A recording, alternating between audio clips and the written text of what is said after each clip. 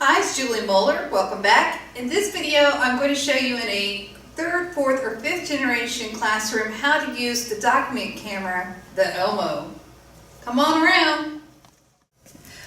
Okay, so to use the document camera, you're going to need to turn the LCD projector on.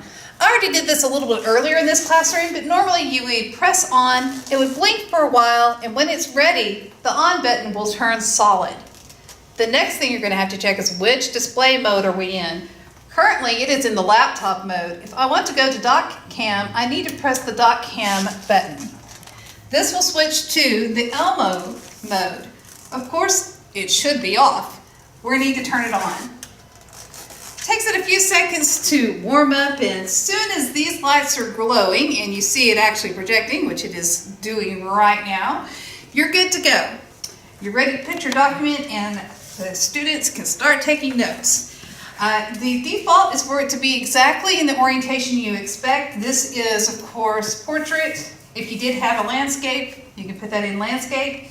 You do have the option of rotating the image if you need to at this point, but for the most part, just handle it this way, or if you have landscape, that way.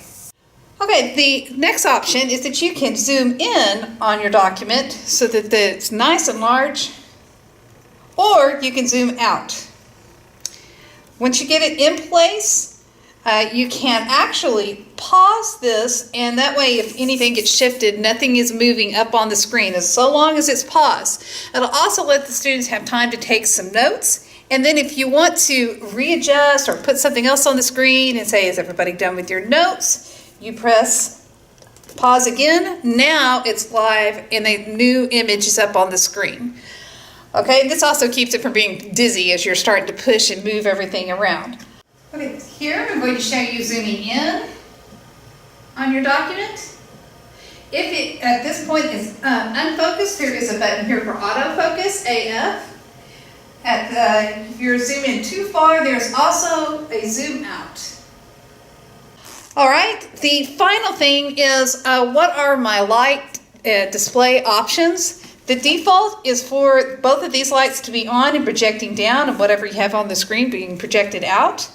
You do have over here in the lamp two other options. If you press the button, the next option that it'll swing to is the underhead projection. This is, of course, ideal if you do have a transparency to show, or a 3D object that would be really cool for the light to come up from underneath. The third situation is you might be in a room with a lot of light and it's just enough for it to project out and there's not a shadow casting as there is here.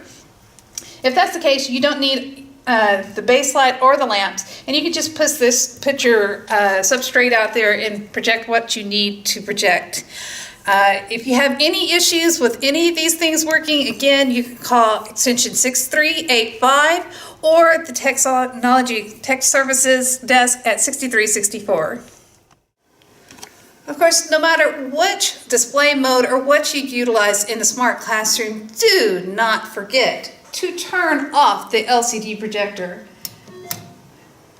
because those burn at a very, very hot rate and we don't want to waste the electricity. So be kind to the earth and press that off key before you leave. Thank you.